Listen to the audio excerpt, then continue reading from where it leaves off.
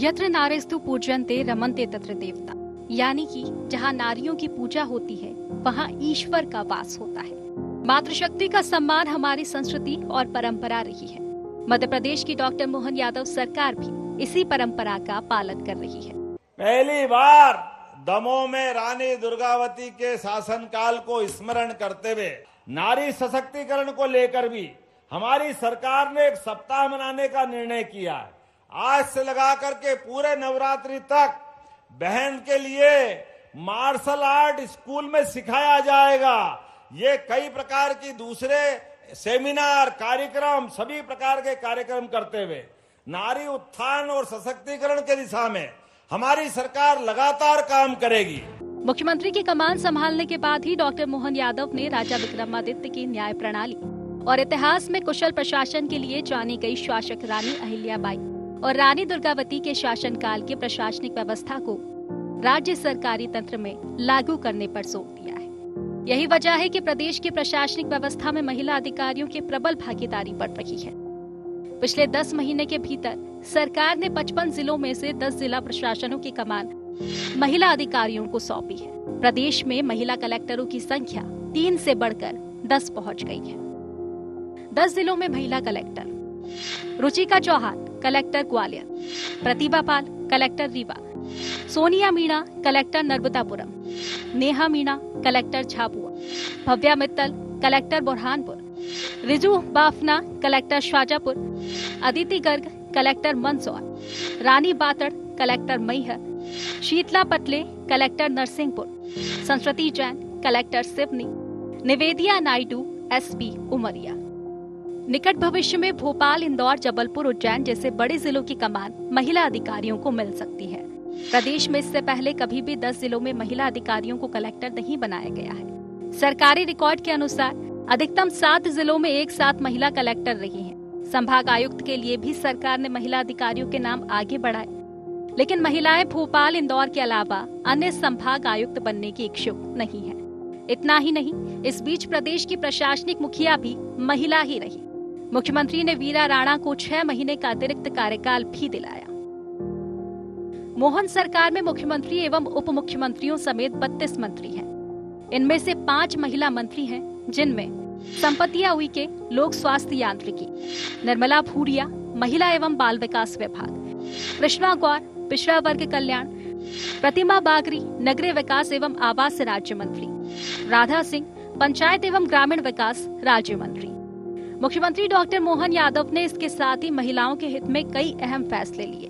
लाडली बहनों को रक्षाबंधन के मौके पर 250 रुपए का राखी गिफ्ट, उज्ज्वला योजना के हितग्राहियों को 450 रुपए में गैस सिलेंडर, आंगनबाड़ी कार्यकर्ताओं को सरकारी बीमा योजना का कवर जैसे कदम उठाकर सरकार ने ये साबित किया कि नारी सशक्तिकरण उसकी प्राथमिकता में सबसे ऊपर है। हालांकि कांग्रेस इसे मानने को तैयार नहीं है। कांग्रेस का कहना है कि सरकार ने महिलाओं पर कोई एहसान नहीं किया है, वो जिन पदों पर है ये उनका हक है। इसमें कोई बड़ी बात नहीं रहती, वो योग्य है महिलाएं, उनका जो अगर रिकॉर्ड देखा जाए तो उनको कलेक्टर बनना ही है कहीं ना कहीं। अगर मध्य प्रदेश सरकार ने बनाया तो कोई एहसान नहीं किया उन पे। समाज में स्वावलंबी महिला हो, सशक्त महिला हो, चाहे राजनीतिक उनको स्थान देने का मामला हो, जनप्रतिनिधि बनाने का मामला हो, महिलाओं की भागीदारी उनकी उचित सम्मान के साथ, उचित स्थान के साथ हो, ये लोकतंत्र के लिए अच्छा है। खैर, कांग्रेस भले ही शक्ति के सम्मान पर असहमति जताए, इसमें कोई दो राय नहीं होनी चाहिए कि मध्य प्रदेश में 2 दशक से भाजपा की सरकार है, तो इसमें सबसे बड़ा योगदान महिला मतदाताओं का है। अब जब डॉक्टर मोहन यादव सरकार शक्ति सम्मान से इस दिशा में 2 कदम और आगे बढ़ी है, कांग्रेस इसकी क्या दौड़ निकाल पाती है, ये देखने वाली बात होगी। Bureau report, IND 24।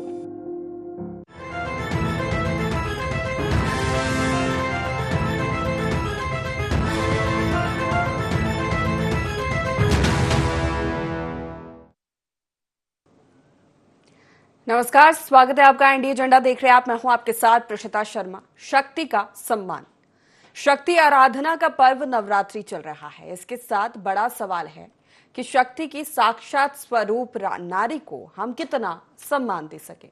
नारियों की पूजा वाली संस्कृति के देश में हम आधी आबादी को किस अनुपात में उनका सामाजिक, आर्थिक और राजनीतिक हक दे सके।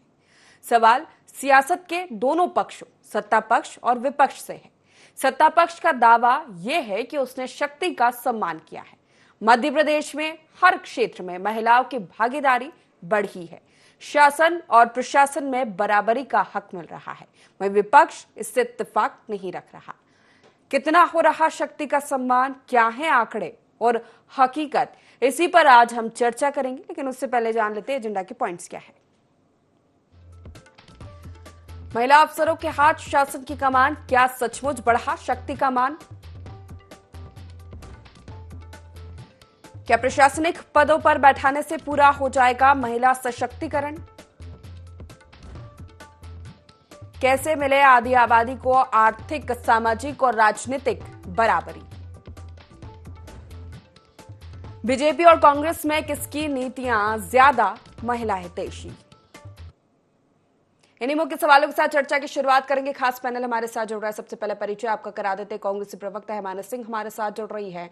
बीजेपी से media panelist doctor Vaniya Ahluwalia हमारे साथ जुड़ गई हैं। स्वागत है आप दोनों का। और पत्रकार हमारे साथ कल्पना शर्मा जी जुड़ गई हैं। आपका भी बहुत स्वागत है। शुरुआत हिमानी जी आप इससे करना चाहूंगी कि शक्ति के सम्मान की हम बात कर रहे हैं, शक्ति के हक की, आदि आबादी के हक की बात कर रहे हैं। पॉलिटिकल भी, प्रशासनिक स्तर पर भी, मतलब हर एक क्षेत्र में, हर एक विभाग में सरकार ये दावा कर रही है कि उन्होंने सम्मान दिया है, पद बढ़ाए गए हैं और जो हक है उनका बराबरी का वो दिया जा रहा है।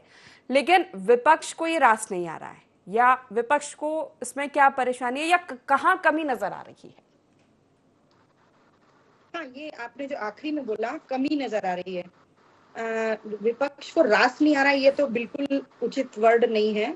और दूसरी चीज, जिन चीजों का भी अभी आपने जिक्र किया कि जो कलेक्टर बनाई गई या जो प्रशासनिक अधिकारी बनाई गई, वो एक प्रोसेस होता है। उसमें गवर्नमेंट कोई किसी के ऊपर उपकार नहीं कर सकती। कुछ ऐसे एक्सेप्शनल केस, जैसे ओम बिरला जी हैं, लोकसभा के अध्यक्ष हैं, उनकी बेटी आईएएस ऑफिसर हैं, इस तरह के कुछ अगर केसेस को आप अनदेखा कर दें तो ये जो बेटियां होती हैं, ये कोई भी बेटी हो या पुरुष हो, ये बहुत काबिलियत के साथ, या स्त्री भी पुरुष जो एग्जाम होता है उसमें कोई फर्क नहीं होता है, और वो अपनी पढ़ाई के माध्यम से, और मुझे जहाँ तक, मैं समाजशास्त्र की स्टूडेंट रही हूँ, तो मैं ये मानती हूँ कि इस दुनिया की किसी भी समस्या का हल शिक्षा, उसका उपाय शिक्षा और रोजगार होता है। तो आपने अभी अपनी बाइट में जितने भी सरकारी योजनाओं के जो बताए, लाडली बहना हो, उज्ज्वला योजना हो, ये हो, इनमें कहीं ना कहीं भी उच्च स्तर पर जो आप कमी पूछ रही हैं, मैं वो बता रही हूँ कि शिक्षा और रोजगार,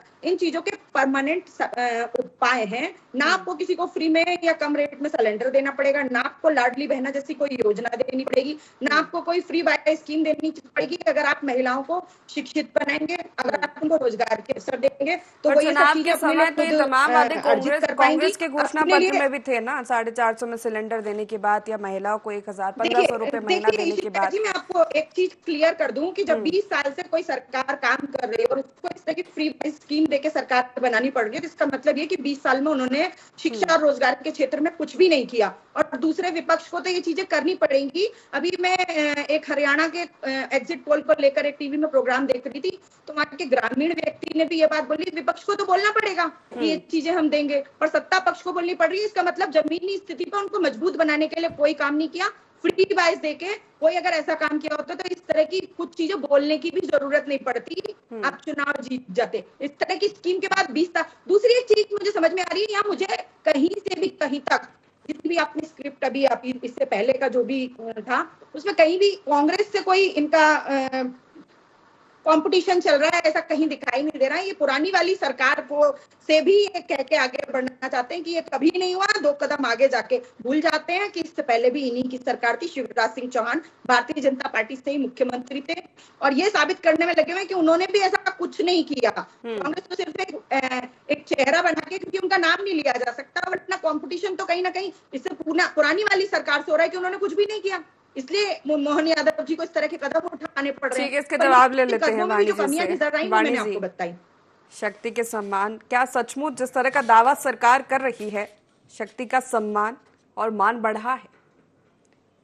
सबसे पहले तो आज शक्ति के महापर्व के 5वें दिन, पंचमी के दिन में तमाम श्रोताओं को जय माता दी बोलते हुए अभी जो मेरे साथ इस मंच पर शक्तियां हैं उनको भी प्रणाम करती हूँ।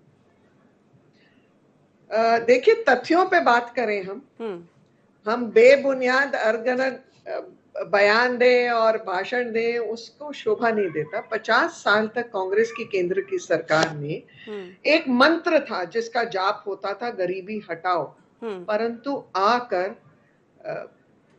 प्रधानमंत्री नरेंद्र मोदी को ही गरीबी हटाने के लिए उचित कदम उठाने पड़े। और इसके अंतर्गत हम देख रहे हैं कि वो किस प्रकार से, चाहे डायरेक्ट चाहे जनजातीय क्षेत्र में विकास करना हो, चाहे किसान विकास हो, चाहे युवाओं के लिए नीतियां बनाना हो, तो निरंतर इस प्रयास में विकासवाद और राष्ट्रवाद को आगे बढ़ावा देते हुए संकल्पित अपने जो निर्णय थे वो उन्होंने धरा पर उतारे हैं। और अगर हम भारतीय जनता पार्टी मध्य प्रदेश की सरकार की बात करें तो डबल इंजन की सरकार के तहत जहां केंद्र ने 33% आरक्षण दिया था महिलाओं के लिए, वहां पर ये भी मध्य प्रदेश की भी सरकार इसमें वचनबद्ध है और निरंतर अपने प्रयासों से, चाहे लाडली बहना हो, लखपति दीदी हो, अभी हाल ही में एक आप जानते हैं प्रावधान को भी एक संशोधन किया है कि एक सीलिंग थी जिसके तहत जो प्रधानमंत्री आवास योजना का लाभ उठा सकते थे, तो क्योंकि लखपति दीदी की आय उस सीलिंग पर आती थी तो उसमें भी संशोधन करके 15,000 रुपए कर दिया है। देखिए, ओबीसी हो, दलित हो, अल्पसंख्यक हो, आदिवासी हो, हर महिला को, चाहे वो गृहस्थी से लेकर हो या उसको कई आत्मनिर्भर होने के लिए कुछ सुविधाएं देनी हो, हर पहलू पर मोदी सरकार और भाजपा सरकारों ने काम किया है, करते जा रहे हैं। यहां तक कि एक छोटा सा उदाहरण दे रही हूं, कचरा बीनने वालियों को भी सफाई कर्मचारियों के साथ शामिल कर दिया है, तो वहां भी उनको सामाजिक न्याय, उनको आर्थिक सशक्तिकरण का मिलेगा बेनिफिट। और राजनीतिक में आप बात करें तो भारतीय जनता पार्टी ने जितने चेहरे उतारे थे राजनीति में वो सफलतापूर्वक चयनित हुए हैं, चाहे वो लोकसभा में हो, चाहे वो विधानसभा में हो। कांग्रेस के पास तो इतने चेहरे भी नहीं थे उतारने के लिए। आप पूछिए ना कितने लोगों को उतारा उन्होंने, कितनी महिलाओं को टिकट दिया। अब हम तो चाहे वो पर्यटन को बढ़ावा देना है तो उसमें पर्यटन दीदियों का भी ऐसा कुछ योजना बना के प्रधानमंत्री ने स्वीकृत किया है। जनजातीय उन्नत ग्राम अभियान को लेकर 63,000 जनजातीय गांवों तक उन्होंने विकास की योजना की है। मातृ शक्ति, पहले चूल्हे में आंखों में से पानी बहता था जब वो लकड़ी के चूल्हे पर अपना खाना बनाती थी, तो सबसे पहले चिंता वहां की माताओं और बहनों को उज्ज्वला गैस योजना के तहत गैस भिजवाई है। उसके बाद लगभग कुशल नेतृत्व का एक बहुत बड़ा उदाहरण है दीनदयाल अंत्योदय योजना। उसके तहत 10 करोड़ से अधिक महिलाओं को संगठित करके 90 लाख से अधिक स्वयं सहायता समूह बनाए गए हैं। ये क्या सशक्तिकरण का उदाहरण नहीं है? हम कल्पना जी कहीं प्रतिक्रिया भी ले बिना लेती हूँ भेदभाव के, ठीक है, कहीं भी ये भेदभाव नहीं किया है कि वो महिला अल्पसंख्यक वर्ग से है, ओबीसी वर्ग से है, ठीक है, जनजातीय क्षेत्र से है। हमारे तो प्रथम नागरिक भी एक पिछड़े वर्ग से एक साधारण महिला है, द्रौपदी मुर्मू, है ना। हम सब जानते हैं उनका इतिहास क्या है। मेरा ये प्रश्न है कि जब 50 साल तक कांग्रेस का जो मंत्र था गरीबी हटाओ, तो क्यों नहीं हटाई उन्होंने? चले ठीक है, महिला शक्ति पर बात करें। कल्पना जी अलग करके ठीक है, इस पर मैं जवाब लूंगी, लेकिन उससे पहले कल्पना जी से प्रतिक्रिया इस पर। महिलाओं की भागीदारी, महिलाओं के सम्मान को लेकर जो सरकार दावे कर रही है, पॉलिटिकली उनकी भागीदारी, बराबरी का हक उनको देना, एडमिनिस्ट्रेटिव लेवल पर उनको बराबरी का हक देना, स्वावलंबी बनाने के लिए जो योजनाएं सरकार की चलाई जा रही है, इन तमाम चीजों को लेकर सरकार दावा कर रही है कि इससे शक्ति का सम्मान बढ़ा है, आदि आबादी का सम्मान बढ़ा है। तो वहीं विपक्ष के भी कई सारे सवाल हैं। देखिए प्रीशिता, इसमें कोई शक नहीं है कि महिलाओं को आज प्रशासनिक रूप से उनको दायित्व अच्छे मिल रहे हैं और उनकी भूमिकाएं बढ़ रही हैं। क्योंकि एक तरह से अगर आईएएस की मैं बात करूं तो कुछ समय पहले तक आईएएस को 10 से 8 की जॉब के लिए ही सुटेबल माना जाता था, उनको ऐसी पोस्ट से बचाया जाता था, और जो पुरुष आईएएस होते हैं उनको 24 आवर्स के हिसाब से उनको कैलकुलेट किया जाता था। लेकिन कम से कम ये अवधारणाएं अब चेंज हुई। अब महिलाएं उस पद पर बैठकर 24 आवर्स के हिसाब से काम करने लगी हैं, अपनी भूमिकाएं तय करती हैं। और दूसरा, अगर कोई ये कहे कि उसमें किसी व्यक्ति का विशेष योगदान है, तो मुझे ऐसा लगता है कि महिलाओं ने अपनी जमीन से लेकर आसमान तक की दूरी अपने बलबूते पर तय करी। लेकिन उसके साथ, क्योंकि सरकार का योगदान इसलिए महत्वपूर्ण होता है, इच्छा शक्ति अगर किसी सरकार की होती है अच्छी, तो उनको वो पद, उनको वो जिम्मेदारियां मिलती हैं। तो इन सारी चीजों को लेकर देखा जाए, सरकार का रोल होता है, लेकिन उसके साथ साथ महिलाएं स्वयं में भी बहुत सक्षम होने के लिए मेहनत उतना कर रही हैं। अपने आप को उन्होंने कैपेबल बनाया है। आज उनकी भूमिकाएं ना चाहते हुए भी उनको उस जगह स्टैंड करना पड़ता है, क्योंकि वो डिजर्विंग है। उन्होंने अपने आप को साबित किया कि हम इन सारे पोस्ट के लिए उतना ही सक्षम है जितना कि एक पुरुष कैंडिडेट होता है। ये सारी चीजें होती हैं। और जिस तरह से जातियों में उनको बांट दिया जाता है कि राष्ट्रपति हमारी कौन सी जाति से आती है या महिलाएं, तो मैं इस चीज से थोड़ा अलग सोचती हूँ प्रीशिता। महिलाएं, देखिए उनका इतिहास, उनका, आप उनकी डिग्री, आप उनके उस सारी चीजों को साइड लाइन कर देती हैं जब आप उनको कास्ट या इन सब चीजों से जोड़ देते हैं, क्योंकि कहीं ना कहीं उनका अपना एक अस्तित्व सवाल है। यही उठता है और कि एक तरफ उस रानी चीज से, अहिल्याबाई, रानी दुर्गावती के साहस की आप बात करते हैं, और फिर वहीं जब इस तरह के शब्द आपके मुंह से निकलते हैं, या फिर ये कहे कि सिर्फ वोट के लिए ये सब कहना। तो नहीं प्रीशिता, वोट के लिए तो देखिए सारी राजनीतिक पार्टियां ऐसा करती हैं, उस चीज से मैं इनकार नहीं करती, और करना भी चाहिए, क्योंकि राजनीति में सत्ता हासिल करने के लिए साम दाम दंड भेद किया जाता है, उस चीज से इनकार नहीं। लेकिन मेरा सवाल सिर्फ इतना है कि कास्ट के साथ इन सारी चीजों को आप डिफाइन मत कीजिए, क्योंकि वो खुद सक्षम होती हैं जब वहां तक पहुंचती हैं, चाहे वो रक्षा मंत्री बन जाए, चाहे वो वित्त मंत्री बने, या फिर किसी भी पोस्ट पर जाए, कलेक्टर कमिश्नर से लेकर के छोटे पोस्ट पर भी कहीं भी वो बैठे, तो वो कांस्टेबल तक से लेकर के कहीं भी जाए, वो अपनी अपनी खुद की कैपेबिलिटी के साथ वहां तक पहुंचती है। लेकिन प्रीशिता, एक चीज जरूर है कि जहां अपर लेवल पर आप उन सारी पोस्ट को उनको वहां तक पहुंचा रहे हैं, लेकिन आज भी ग्रामीण क्षेत्रों में महिलाएं पोस्ट लेने से डरती हैं। उन इंटीरियर क्षेत्र में से आज भी उनको सुरक्षा का एक मुद्दा बहुत महत्वपूर्ण है, जिसको लेकर के काम करने की आवश्यकता है। आज भी रेप जैसे केसेस आम हो गए हैं, आज भी महिला या टीजिंग का केस जिस तरह से बढ़ते जा रहे हैं, ये सारे ऐसे विषय हैं जिसको लेकर के काम करने की आवश्यकता है। महिलाएं स्वावलंबी हो रही हैं, उसके साथ साथ उनकी सुरक्षा का जो दायित्व सरकार के कंधों पर है, उसको जरूर गंभीरता से लेने की आवश्यकता है प्रीशिता। ठीक है, छोटा सा जवाब बाणी जी, फिर हिमानी जी का रुख करूंगी मैं। जी, मैं एक और उदाहरण पेश करना चाहती हूँ। चंद्रयान का जो पूरा प्रोजेक्ट था, उसमें 56 महिलाएं, वैज्ञानिक महिलाएं थी, जिनके बलबूते पे हमारे देश को ये शौर्य हासिल हुआ। तो महिला की जाति केवल एक महिला होने से नहीं है, उसका शौर्य, उसका ज्ञान, उसकी विद्या, उसका हुनर, हम सब उस मातृभूमि से हैं जहां रानी दुर्गावती, रानी अहिल्या देवी जैसी महान शासिकाओं ने उस जमाने में, चाहे वो एडमिनिस्ट्रेशन हो, चाहे वो जल नीति हो, चाहे वो, हम जानते हैं ना कि अहिल्या देवी जैसी शासिका ने, जो खुद बहुत साधारण थी, बट महेश्वर में बुनकर बुलवाए पूना से, वहां लोगों को साड़ी बुनने का हुनर सिखवाया, और उसी के निकट कपास है। हम अहिल्या जी ने जो किया उसको मोहन यादव जी ने कोई योगदान नहीं दिया था। तो हम धरती पर निवास करते हैं जहां पर हमारे पूर्वज इतनी अहिल्या ने जो किया, और मेरा ये मानना है कि जो मातृशक्ति है वो समाज सुधारने के लिए। चलिए ठीक है, हिमानी जी कुछ कहना चाह रही है। हिमानी जी, जैसे कुछ चीजें मैंने बिल्कुल, तो एनसीआरबी के डाटा जो आए हैं उनके हिसाब से मध्य प्रदेश में जिस तरह की रेप की घटना है उनका जिक्र करना वो भूल गई, तथ्यों की बात कर रही थी वो। गरीबी हटाओ की बात कर रही थी। 80 करोड़ लोगों को राशन की लाइन में लगाया है। ये भारतीय जनता पार्टी खुद अपने चुनाव अभियान के दौरान बार बार गला फाड़ फाड़ के कहती है।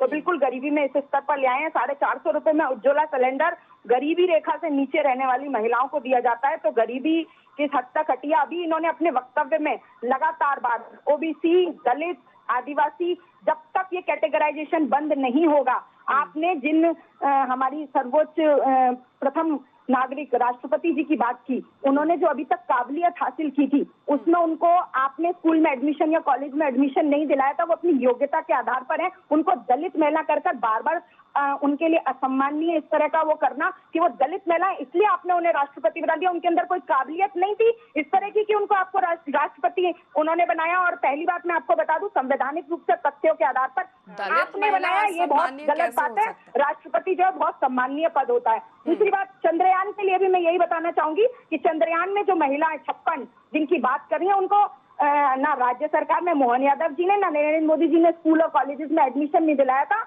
ना उन्होंने कोई एहसान किया था। वो काबिल थी, पढ़ी लिखी थी, इस क्षेत्र में बहुत टॉप काबिलियत, हक और बराबरी की बात हो रही है। हिमानी जी, आपके जो सवाल है मध्य प्रदेश की अगर बात करें तो इस बात से भी इनकार नहीं किया जा सकता ना कि पिछले कुछ सालों में स्थिति सुधरी है, आधी आबादी की स्थिति सुधरी है। इस बात से भी नहीं आप इनकार कर सकते। पूरे देश में जितने विचित्र प्रकार के महिलाओं पर अपराध मध्य प्रदेश में होते हैं उतने और कहीं भी नहीं होते। लोगों के मन में से डर खत्म हो गया है कि किसी तरह का महिला अपराध करेंगे तो उन पर किस तरह का एक्शन लिया जाएगा। ये बिल्कुल तथ्यों पर आधारित है। इस टॉपिक पर भी हम आपके चैनल पर भी कई बार डिबेट कर चुके हैं कि अलग अलग प्रकार के महिलाओं पर अपराध होते हैं। ऐसे अपराध जो पूरे देश में कहीं सुने नहीं होते, सिरमौर बना के रखा हुआ है आपने, गरीबी, उज्ज्वला योजना। और बिल्कुल इस चीज को अगर आप चाहते हैं कि महिलाओं को सम्मान मिले, बराबरी मिले, तो उनको इस तरह के शब्दों से एडजेक्टिव लगाने से दूर रहना चाहिए कि हम ओबीसी दिया, हमने ये दिया। आपने कोई देखे कोई एहसान नहीं किया। बिल्कुल मैं इस बात को जो बोल रही हूँ, कोई एहसान नहीं किया। वो अपनी काबिलियत के आधार पर वहां है। उनकी जाति की वजह से अगर आप वो कर रहे हैं तो कहीं ना कहीं ये बहुत असम्माननीय है। जी वाणी जी, जवाब जी ठीक है। कल्पना जी, छोटा जवाब कल्पना जी का रुख करूंगी फिर।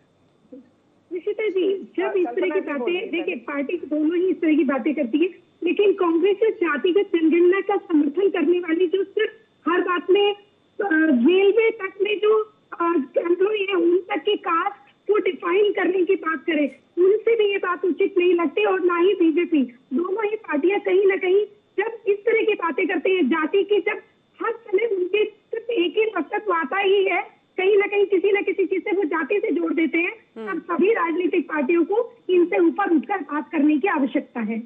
अगर वाकई में सम्मान और शक्ति की बात करनी है तो वाणी जी। जी देखिए, इनके राष्ट्रीय नेता तो जातिगत जनगणना की बात करते हैं, पर मेरे को एक चीज की बहुत खुशी हुई कि मेरी कांग्रेस प्रवक्ता बहन के कम से कम मुंह में दही नहीं जमा हुआ है। नहीं तो प्रियंका गांधी जी के तो मुंह में दही जम जाता है ना, वो संवेदनशील बयान देती हैं। जब इनके खुद के प्रवक्ताओं के ऊपर प्रताड़ना होती है, चाहे वो राधिका खरे हो, चाहे वो जॉन हो, चाहे वो अंकिता दत्ता हो, ये कभी बयान नहीं देती है। इनके जो कार्यकर्ता हैं वो बहुत उलट-सुलट बयान देते हैं। और अब मैं कुछ आंकड़ों की बात करूंगी तो गैंग रेप में 19% कमी हुई है, महिलाओं के प्रति रेप के मामलों में 10% कमी हुई है। नहीं, आप इतिहास से संबंधित डिबेट में बैठी हैं। आपको आधा घंटा टाइम पास करना है, कीजिए आप। फिर मध्य प्रदेश में कोई जवाब ही नहीं है। टाइम पास नहीं करा ना, बहुत संवेदनशील मुद्दा है और बहुत महत्वपूर्ण है ये हमारे समाज के लिए, जहाँ शक्ति के सम्मान की हम बात कर रहे हैं। तो टाइम पास करना है, फिजूल की बात करना है, बात की जाए तो ज्यादा ठीक है ना। महिला सुरक्षा, महिला का सम्मान कितना बड़ा, चिंता नहीं करेंगे जो काबिलियत है उसी के हिसाब से उन्हें हक दिया जा रहा है ना। तो इसमें नहीं इनकार किया जा सकता ना कि आधी आबादी की स्थिति सुधरी है। कल्पना जी, सुरक्षा की बात सबसे महत्वपूर्ण होती है। वही घरों से बाहर निकलने की जब बात आती है महिलाओं को, तो सुरक्षित है हमारा समाज कि जो हक, बराबरी, सम्मान देने की बात कर रही है या सशक्त करने की बात की जा रही है, तो ये वो वातावरण है। देखिए प्रशिता, इसमें कोई शक नहीं है, आज महिलाओं को सरकार द्वारा बहुत सारा सहयोग मिल रहा है, जिसके दम पे आज वो बहुत कुछ कर पा रही है।